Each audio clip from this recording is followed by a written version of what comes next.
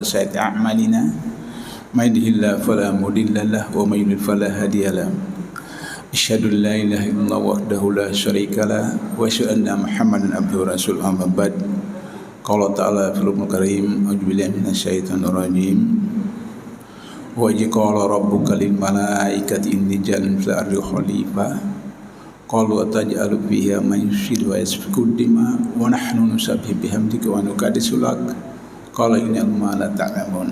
Telah akhir ayat. Jemaah salat subuh Masjid Al-Jihad yang insyaallah dirahmati Allah Subhanahu wa taala. Tidak henti-hentinya kita menyampaikan rasa syukur, puja dan puji kepada Allah Subhanahu wa taala yang atas rahmat, taufik dan hidayahnya kita masih memiliki nikmat iman, nikmat Islam, nikmat kesehatan dan kesempatan sehingga kita dapat bermuajahah di dalam melaksanakan satu kewajiban secara jama'i salat subuh, dan kita lanjutkan dengan sedikit tadabbur.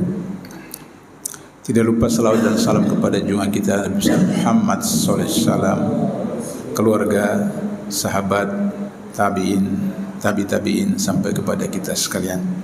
Mudah-mudahan kita memperoleh syafaat beliau untuk bisa bersama-sama di surga Jannatun Naim nanti insyaallah. Amin.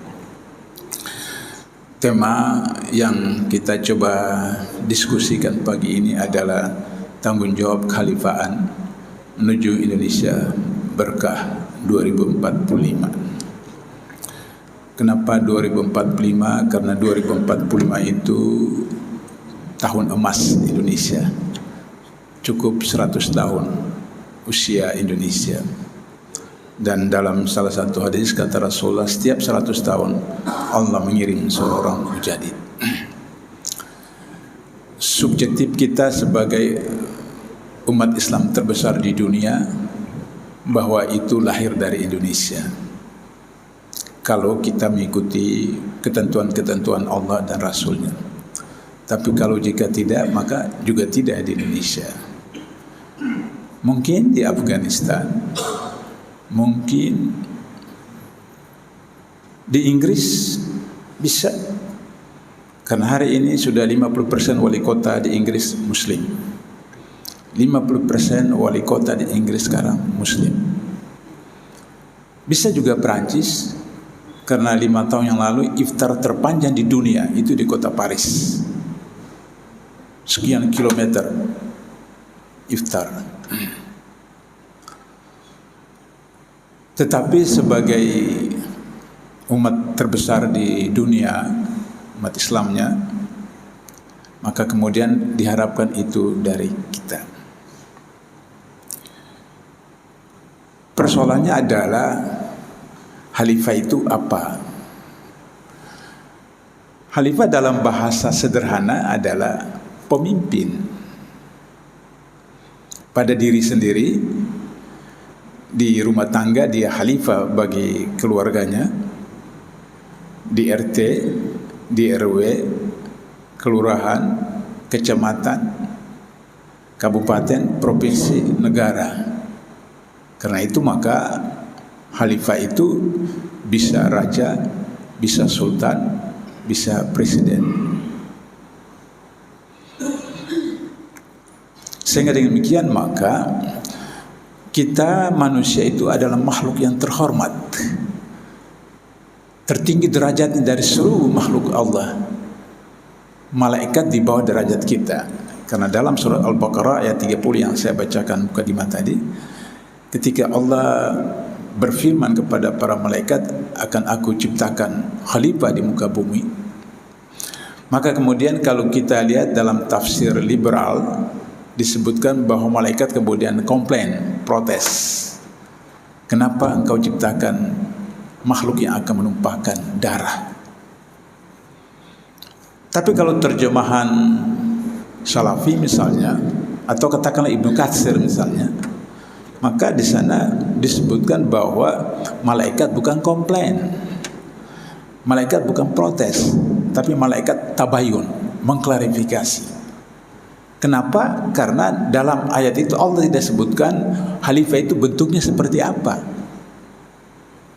Sementara para malaikat menyaksikan bahwa ada pertumpahan darah. antara sesama jin, pertumpahan darah.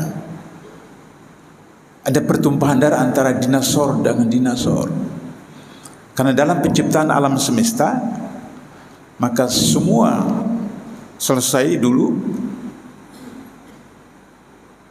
baru kemudian Allah ciptakan Adam. Sehingga sebelum Allah menciptakan Adam itu, makhluk-makhluk yang lain sudah ada. Bisa kita lihat dialog antara Allah dan para malaikat di situ dari ayat 30 sampai 33. Kata Allah, jika kamu betul, sebutkan nama benda-benda ini. Kata malaikat, tidak ada yang kami tahu kecuali apa yang kamu ajarkan, beritahu. Maka setelah Adam sudah dicipta, di waktu yang lain, di depan para malaikat, Allah tanya kepada Adam, sebutkan nama benda-benda.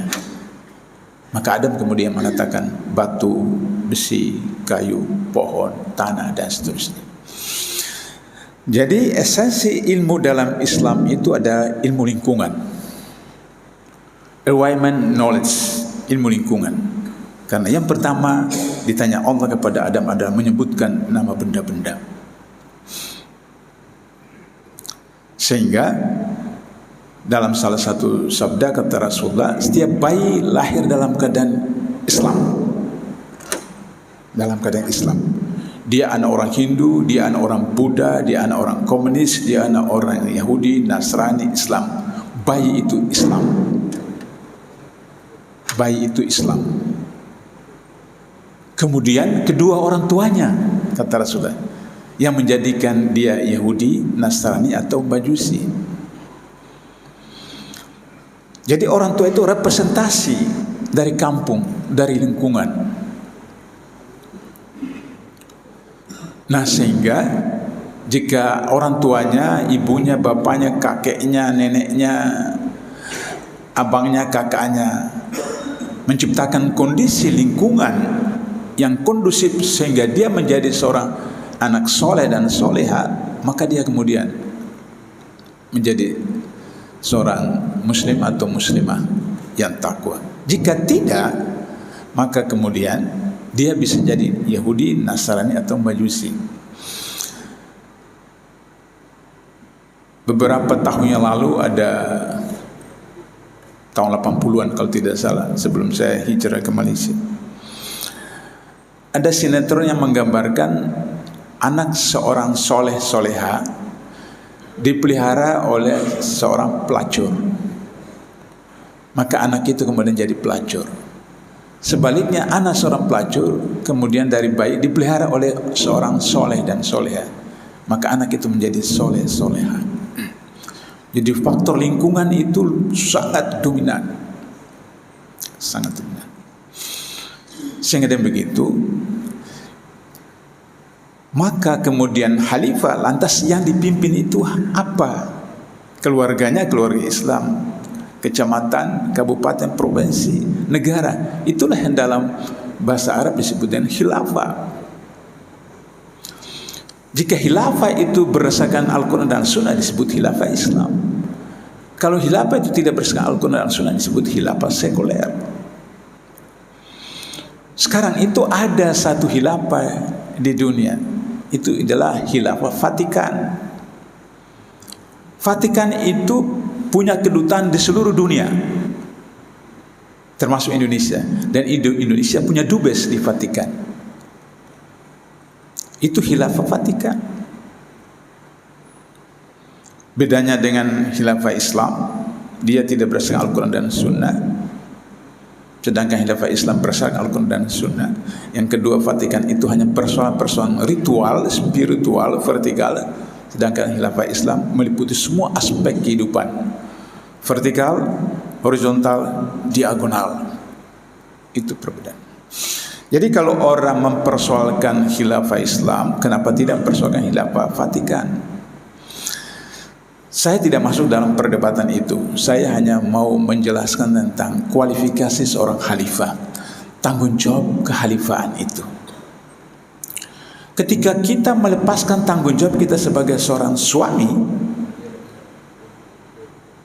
Ketika kita melepaskan tanggung jawab kita sebagai seorang anggota RT, RW, dan seterusnya, maka gugur status kita sebagai khalifah. Ketika gugur status kita sebagai khalifah, gugur status kita sebagai manusia.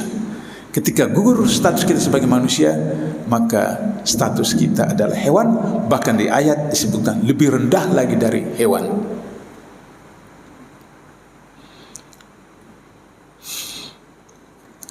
Karena itu maka tanggung jawab kekhalifahan itu ada tanggung jawab kita sebagai manusia, baik pada diri pribadi, pada keluarga. Ya ayyuhalladzina amanu qu anfusakum wa ahlikum nara. Ini perintah kepada suami, kepala rumah tangga. Lindungi dirimu dan keluargamu dari siksa api neraka. Tingkat RT, RW sampai negara. Jadi Presiden Indonesia mulai dari Soekarno sampai sekarang itu calon penghuni neraka. Kalau rakyatnya dari merdeka sampai sekarang tidak melaksanakan ajaran-ajaran Allah dan Rasul, penghuni neraka. Karena kata Allah itu lindungilah dirimu dan keluargamu. Dalam keluarga besar sebagai ketua RT, RT-nya, ketua RW, RW-nya, sampai negara.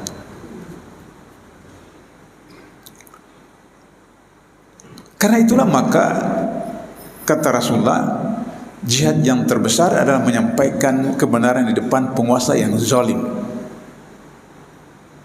Menyampaikan kebenaran di depan penguasa zalim. Karena itu dalam kesempatan apa dan bagaimanapun, sejak masih saya mahasiswa sampai sekarang tidak berhenti saya mengingatkan wali kota, gubernur, bupati, menteri, presiden. Ada yang mengatakan Papua ini bukan negara Islam. Iya, bukan negara Islam, tapi negara tauhid. Indonesia itu negara tauhid. Perhatikan sila pertama, ketuhanan yang Maha Esa. Tidak ada agama di dunia ini yang esa kecuali Islam. Kul huwa Allah ahad. Katakanlah dia, Allah itu ahad, tunggal dalam segala aspek. Dia tempat meminta, tidak beranak, tidak beranakan, dan tidak ada sesuatu yang menyekutunya. Dan itu diabadikan dalam pasal 29 ayat 1 Undang-Undang 45. Negara berdasarkan atas ketuhanan yang Maha Esa. Jadi Indonesia itu negara tauhid. Jadi kalau ada misalnya upacara peresmian ibu kota IKN terus diperintahkan gubernur-gubernur harus membawa tanah dan air, syirik. Syirik. Maka presiden, menteri, gubernur semua yang membawa itu syirik. Dan tentu yang masuk neraka pertama adalah presiden.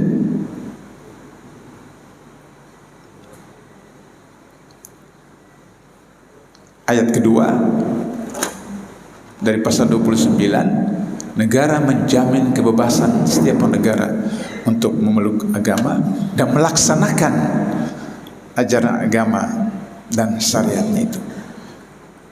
Jadi di Indonesia itu umat Islam berhak untuk melaksanakan rukun Islam, rukun iman dalam semua aspek. Sila kelima, keadilan sosial bagi seluruh rakyat. Maka umat Islam wajib memperjuangkan keadilan dalam aspek sosial, politik, ekonomi, pendidikan, hukum, kesehatan, militer, pertahanan, dan seterusnya. Wajib. Itu perintah sila kelima. Sila keempat, kerakyatan yang dipimpin oleh hikmah, kebijaksanaan, dan permusyawaratan perwakilan. Sila keempat ini diusulkan oleh Haji Agus Salim. Haji Agus Salim kita tahu guru bangsa. 9 orang yang merumuskan Pancasila dan Undang-Undang 45, 4 orang ulama. Haji Agus Salim, Ki Haji Wahid Hashim, Abdul Kahar Muzakir, dan Abi Kusno. 4 orang ini ulama. Sehingga dengan demikian maka melaksanakan sila-sila yang ada dalam Pancasila dan pasal-pasal dalam Undang-Undang 45 yang asli 18 Agustus 45, bukan Undang-Undang Dasar sekarang 2002, itu adalah kewajiban syar'i bagi setiap muslim muslimah di Indonesia.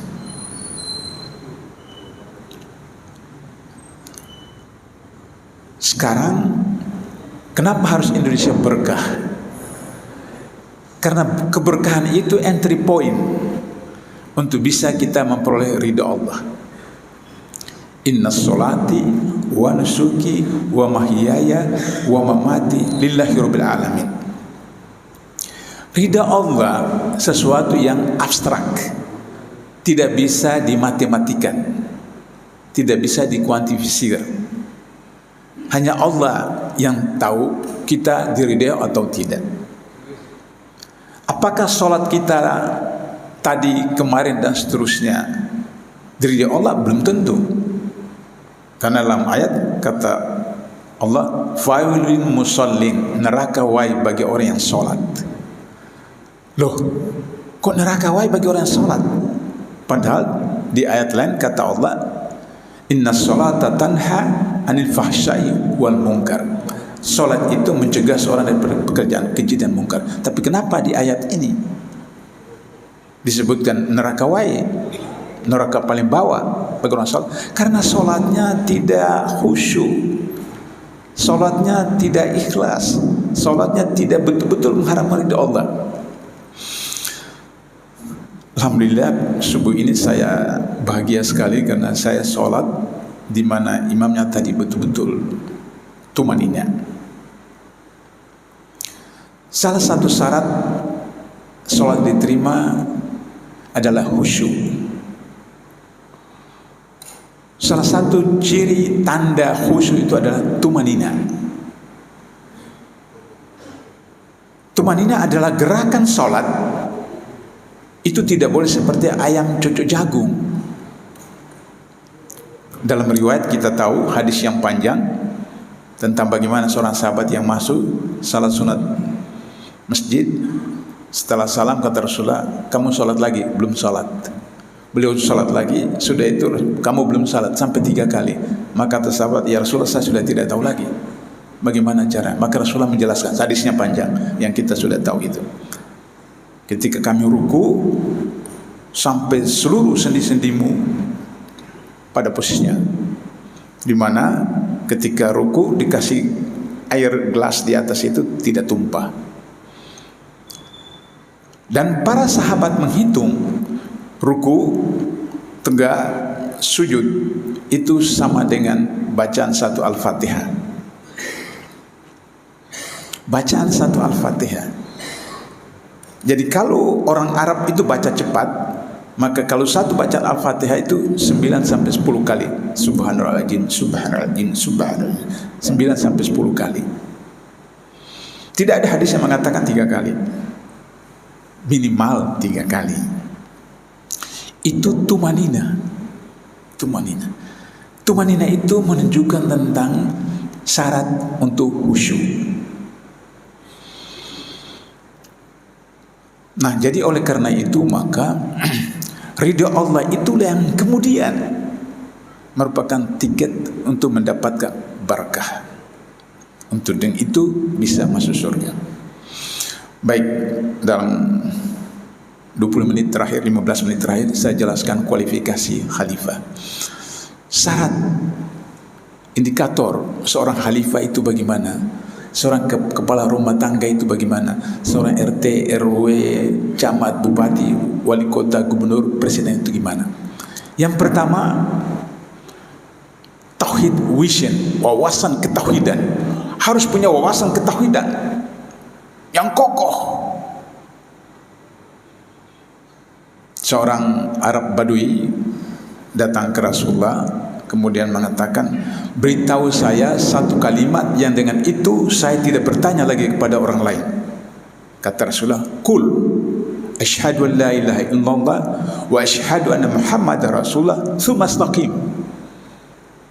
Hanya itu.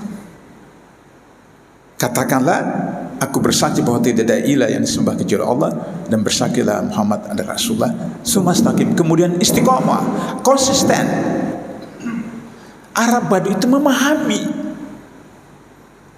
tentang 2 penggal syahadah itu. Kemudian dia istiqomah. Jadi memahami bahwa Allah itu pemilik, pencipta, penguasa, pengawas, penentu nasib makhluknya. Dia yang ciptakan kita, maka dia pemilik. Tangan saya bukan milik saya. Tangan saya milik Allah, dititipkan kepada saya. Semua anggota tubuh saya, anggota tubuh Bapak Ibu, bukan milik kita, milik Allah, dititipkan. Karena itu ketika kita tersandung di batu di jalan, inna lillahi wa inna ilaihi raji'un, mungkin kuku kita luka. Ketika jatuh dari kendaraan tabrak, tangan patah, inna lillahi wa inna ilaihi raji'un. Karena itu bukan tangan kita, milik Allah. Dan ketika kita meninggal juga harus pemilik. Maka dia menguasai kita, dia mengatur kita, dia menguasai kita, dan dia memutuskan urusan kita. Ada orang yang mentuhankan dirinya seperti Firaun, tapi sejarah membuktikan dia ditenggelamkan oleh Allah di Laut Merah ketika dia dengan pasukannya mengejar Nabi Musa. Hari ini bisa kita menyaksikan jasadnya di museum di Mesir. Indonesia pernah punya Firaun, Soekarno, presiden seumur hidup, dan 67 dilenserkan. Kita juga punya Firaun yang kedua, Soeharto, 32 tahun, luar biasa. Tapi kemudian Allah juga ambil kekuasaan. Dan semua Firaun seperti yang menjadikan dirinya Tuhan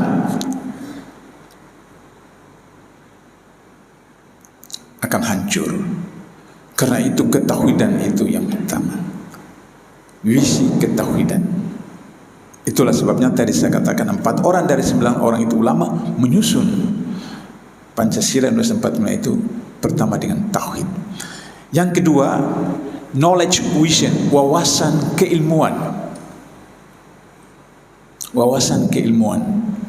Kenapa? Karena menurut logika kita yang seharusnya jadi khalifah adalah malaikat.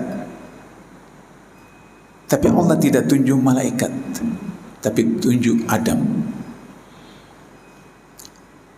Katakanlah misalnya malaikat yang bosnya adalah Jibril ditunjuk jadi khalifah, maka kemudian turunlah wahyu. Ya ayyuhalladzina amanu kutiba lakumusyam kama kutiba alal ladzina min qablikum la'allakum tattaqun. Hai orang yang beriman, saumlah kalian sebagaimana orang-orang sebelum kamu agar supaya kalian bisa bertakwa. Maka orang jamaah Masjid Al-Jihad bertanya kepada Jibril, saum itu apa? Ya, tahan lapar, tahan haus, tidak berhubungan suami istri pada siang hari. Kemudian orang Al-Jihad juga penasaran, lapar itu apa? Haus itu apa? Maka Jibril, lapar, ada garu-garu kepala Jibril. Karena Jibril tidak pernah lapar, Jibril tidak pernah haus. Karena malaikat tidak makan, tidak minum, dan tidak berhubungan suami istri. Sehingga dengan demikian maka logika sainsnya, ilmiahnya adalah bahwa khalifah itu harus sebangsa dengan manusia itu. Maka khalifah itu harus manusia, sehingga harus punya pengetahuan untuk bagaimana mengelola manusia dan alam sekitarnya. Karena itulah wahyu pertama adalah tentang ilmu. Ujubillahi minasyaitonirrajim. Bismillahirrahmanirrahim. Iqra bismi rabbikal ladzi khalaq. Khalaqal insana min 'alaq. Iqra bil akram alladzi 'allama qalam 'allamal insana ma lam ya'lam. 5 ayat wahyu pertama ini tentang pendidikan. Tentang pendidikan. Sehingga demikian rupa pendidikan itu menjadi utama dalam Islam, sehingga derajat manusia dalam Al-Quran bukan ditentukan oleh keturunannya, suku Ajam atau bukan suku Ajam, Arab atau bukan Arab, tapi karena ilmunya. Ulama derajatnya. Karena itu maka al ulama warasatul anbiya. Ulama pewaris Nabi. Jadi bukan keturunan. Kalau keturunan, menurut logika kita, Allah harus memberikan seorang anak laki-laki kepada Nabi Muhammad, sehingga kemudian ketika Nabi Muhammad meninggal, anak laki-laki itu melanjutkan kepemimpinan Rasul. Tidak, Allah tidak berikan. Ada pernah namanya Ibrahim, bayi, kemudian meninggal waktu masih bayi.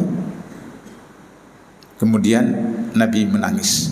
Kenapa Nabi menangis? Karena Nabi manusia. Nabi manusia, jangan lupa Nabi itu manusia. Tapi karena Nabi maka dilindungi. Berbuat salah tapi dilindungi. Kalau kesalahannya buat para Nabi Rasul sebagai itibar, contoh kepada manusia yang lain. Sehingga kemudian karena Nabi nangis, beliau adalah manusia, jangan sampai kemudian mengkultuskan beliau seperti orang Yahudi mengkultuskan Musa atau orang Nasrani mengkultuskan Isa, sehingga kemudian disebut Isa sebagai anak Tuhan. Tapi tidak ada lagi anak laki-laki untuk melanjutkan. Karena itu maka kepimpinan itu diserahkan kepada ulama. Diserahkan kepada ulama. Dalam beberapa ayat disebut ulama itu adalah orang yang paling takut kepada Allah. Ulama adalah orang yang paling takut kepada Allah. Bukan sorbannya 5 cm, jubahnya 3 meter. Tidak. Paling takut kepada Allah.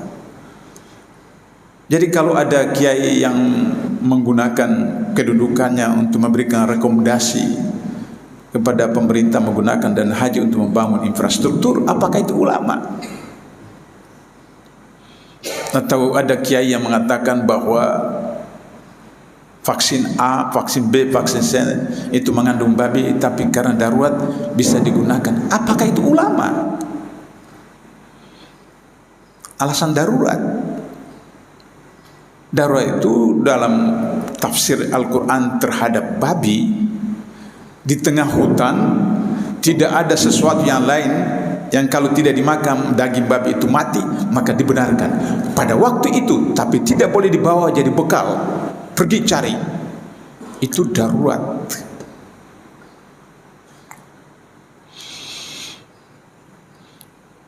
Sehingga dengan begitu ilmu pengetahuan itu di dalam surat Al-Imran ayat 190 sampai 193 Allah menjelaskan tentang orang cerdas. Jadi pendidikan kita bukan melahirkan sarjana, tapi melahirkan orang cerdas. Ulul albab. Ulul albab itu tidak identik dengan sarjana, Bapak Ibu sekalian. Kenapa? 1.300 orang ditangkap KPK dari 2004 sampai sekarang itu sarjana, 86%. Ada S1, ada S2, ada S3, ada profesor, guru besar. Jadi kalau orang cerdas ulul albab itu diidentikan dengan sarjana, pada 86% yang ditangkap KPK itu adalah sarjana, berarti keliru Al-Quran. Tapi orang cerdas dalam konteks ulama adalah orang yang takut pada Allah. Nanti lain waktu saya akan jelaskan 7 kriteria orang cerdas dalam Al-Imran 190 sampai 193. Tapi dalam konteks sebagai khalifah ini harus punya knowledge, ilmu pengetahuan. Yang ketiga, profesionalisme, vision, wawasan profesional. Punya skill, punya keahlian untuk mengelola negara, untuk mengelola kabupaten, provinsi, kecamatan, RT, RW, keluarga. Dalam riwayat disebutkan ketika Rasulullah bertemu dengan petani kurma, kemudian Rasulullah mengatakan bahwa ya supaya banyak berbuah lakukan begini. Kata petani itu, oh tidak Rasulullah, kalau begini lebih banyak buahnya. Kata Rasulullah, kamu lebih tahu urusan dunia daripada itu. Jadi profesional di bidang itu. Saya jujur mengatakan, saya sekarang 75 tahun, September Oktober 3 bulan. Baru pertama kali 6 tahun 7 tahun yang lalu ada Kepres yang diterbitkan, beberapa hari kemudian diralat. Kepres beberapa hari kemudian diralat karena salah. Belum pernah seumur hidup saya menyaksikan ada Kepres yang diralat hanya beberapa hari, karena mereka yang mengurus istana itu orang yang tidak profesional, tidak mengerti bagaimana mengelola negara, mengelola pemerintahan. Itu persoalan serius, perlunya punya profesional, punya profesi, punya skill. Nah, kalau profesional maka kemudian punya skill, punya keterampilan, usahanya, kegiatannya itu akan efektif, kemudian efisien, kemudian transparan, akuntabel. Jadi kalau kita mau tahu diri kita itu profesional atau tidak, pertama kita cek kita punya pengetahuan atau tidak. Tidak harus sarjana. Bapak saya itu buta huruf, kakek saya juga buta huruf, ibu saya juga buta huruf, nenek saya juga buta huruf. Karena waktu Belanda di Ambon itu orang Islam tidak boleh sekolah, tidak boleh sekolah. Nanti sudah merdeka, baru bapak ibu saya itu belajar baca tulis seperti itu. Tapi pola hidup, pengetahuan, ilmu yang diajarkan oleh bapak saya itu, nanti saya di mahasiswa perguruan tinggi baru saya tahu, oh ya, yang diajarkan bapak itu ternyata betul seperti itu. Jadi tidak harus sarjana. Seorang petani yang puluhan tahun di kampung dengan seorang insinyur tamatan IPB belum tentu punya skill sama, sehingga keterampilan itu kemudian efektif. Efektif itu dalam hitungan waktu. Kalau orang biasa yang tidak punya skill laksanakan dalam 10 hari, orang yang punya skill melaksanakan dalam 1 hari, itu efektif. Kemudian efisien. Efisien itu kalau orang lain melaksanakan biayanya 1 juta, tapi kalau orang yang punya skill melaksanakan cuma 500.000, itu efisien. Karena itu kata Rasulullah, beruntunglah orang yang hari ini lebih baik dari kemarin. Rugilah orang yang hari ini sama dengan kemarin, dan celaka orang yang hari ini lebih jelek dari kemarin. Menunjukkan tentang bagaimana efisiensi dan efektivitas yang dalam bahasa manajemen di perkantoran disebut dengan kinerja. Kinerja. Coba Bapak Ibu perhatikan, dari semua presiden, hanya presiden Anda hari ini yang mulai dilantik 2019, 2014 sampai hari ini, dolar tidak pernah naik terus, rupiah tidak pernah turun. Dari 14.000 konsisten istiqomah, sekarang sudah 16.000. Artinya kalau berdasarkan hadis tadi, celaka orang Indonesia yang hari ini lebih jelek dari kemarin. Kemudian akuntabel, bisa dilacak, bisa dihitung, bisa. Kalau dulu kita tidak bisa tahu bahwa jasa Bapak itu asli atau palsu, nggak bisa. Sekarang bisa, bisa. Kertas ini kalau ditulis dengan pena pensil, 50 tahun mendatang bisa dilacak kapan ditulis, apakah tanggal 13 November 2022 atau 13 November tahun 1980, bisa dilacak. Jadi tidak usah ribet-ribet soal ijazah palsu.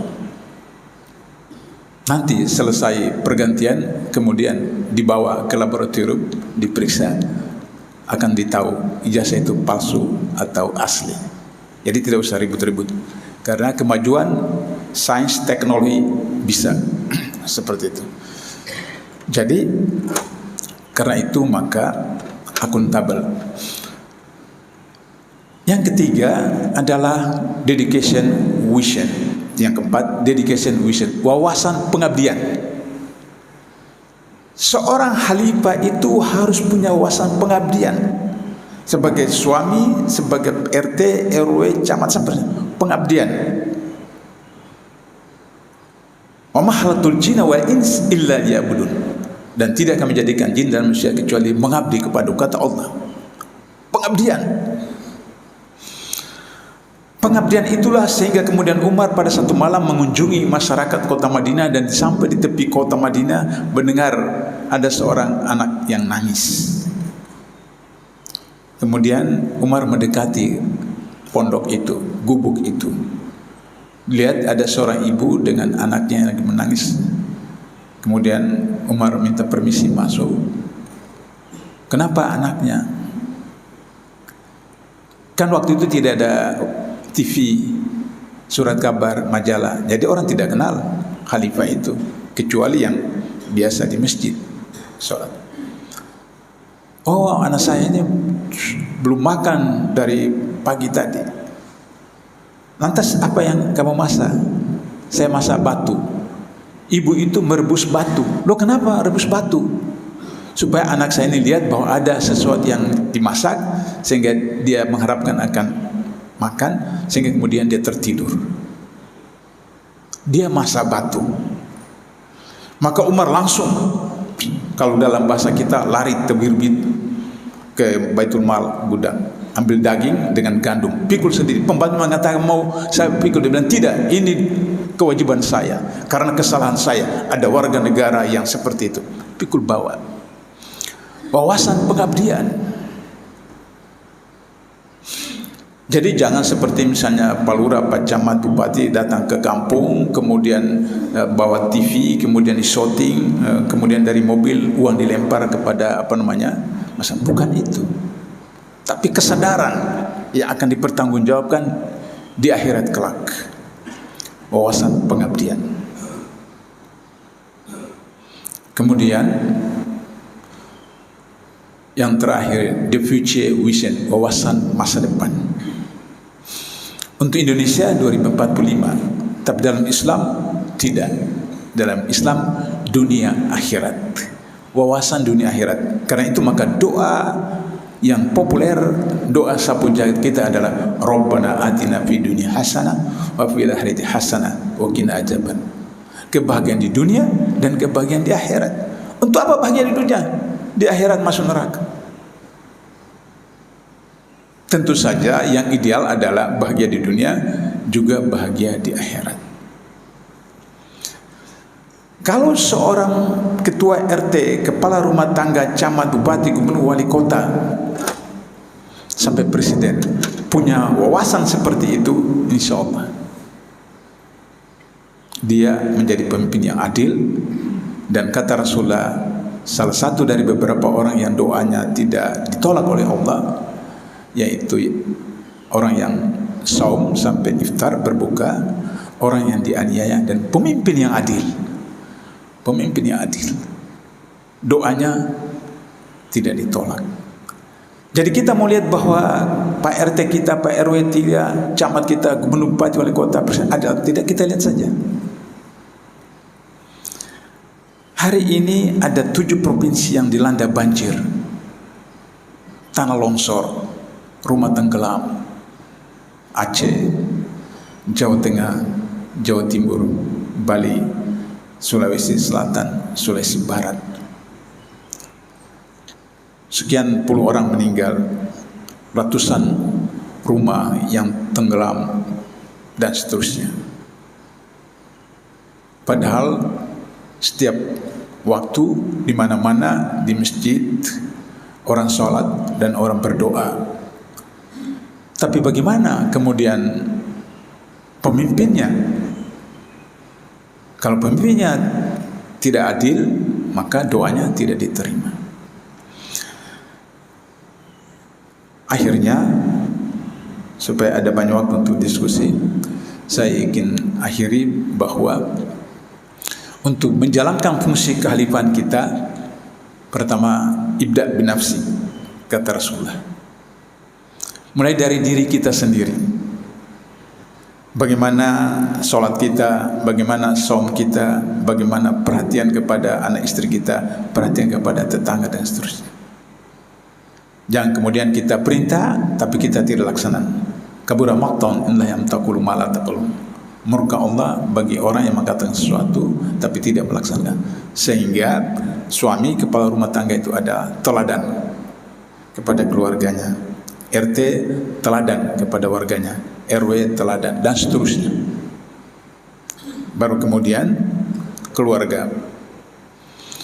Yang kedua, untuk bisa menjadi seorang suami yang teladan, suami yang soleh, maka kemudian jangan lupa untuk tinggalkan Quran.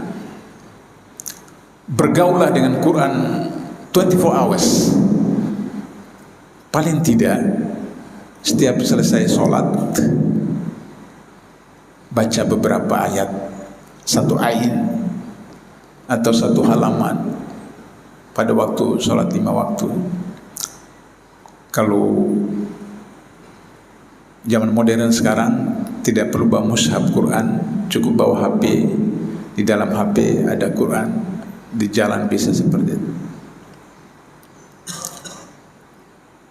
Setelah kita bergaul dengan Quran, maka kemudian yang ketiga, jangan lupa sholat. Karena sholat adalah panglima dari ibadah. Mulai sholat wajib, kemudian sholat sunat rawatib, kemudian sholat sunat yang lain seperti duha dan malam. Kalau itu kita sudah lakukan, maka kemudian insya Allah secara bertahap kita akan menjadi khalifah di keluarga, lingkungan dan seterusnya. Barangkali itu yang bisa saya sampaikan untuk kita bisa diskusi dialog. Ada waktu kita 42 menit sampai waktu syuruk jam 6. Saya persilakan. Iya. Bisa kasih mic? Iya.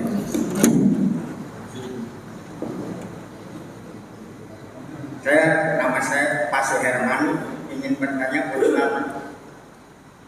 Sistem kekhalifahan sudah diterapkan Rasulullah SAW serta